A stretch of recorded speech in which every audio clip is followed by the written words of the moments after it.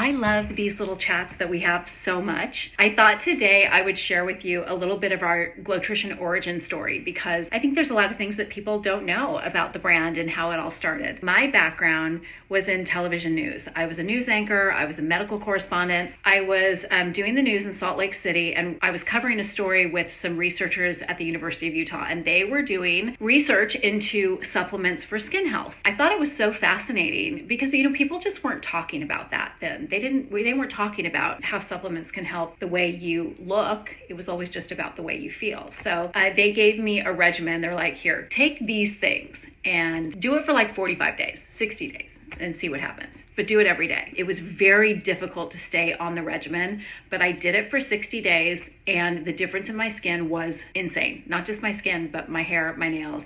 Yes, it was collagen. Yes, it was antioxidants. Yes, it was hyaluronic acid. So everything that you are now getting in Super Beauty was part of my regimen. So that's kind of how the whole idea got started. But here's what a lot of people don't know is that I started Glotrition 1.0 in 2007, and I created the first ingestible beauty product that I'd ever done, and it was called Skin Teeny. And it was almost everything in my regimen besides the collagen.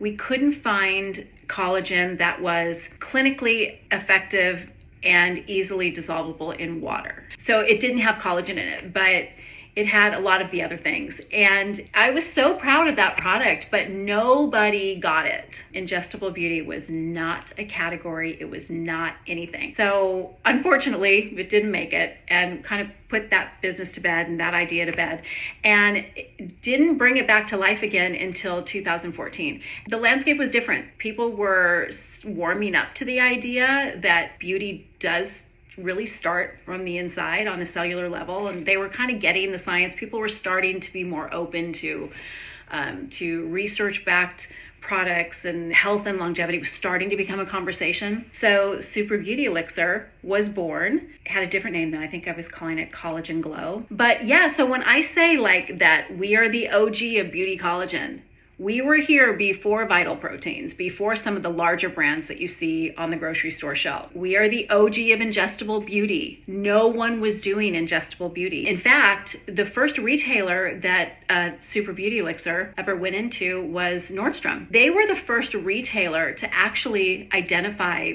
ingestible beauty as a category. And they called it beauty wellness, and we were the first product that they chose. I think it's always fun to sort of like hear kind of behind the scenes of like how a brand got started and where they came from. But yes, we are the OG.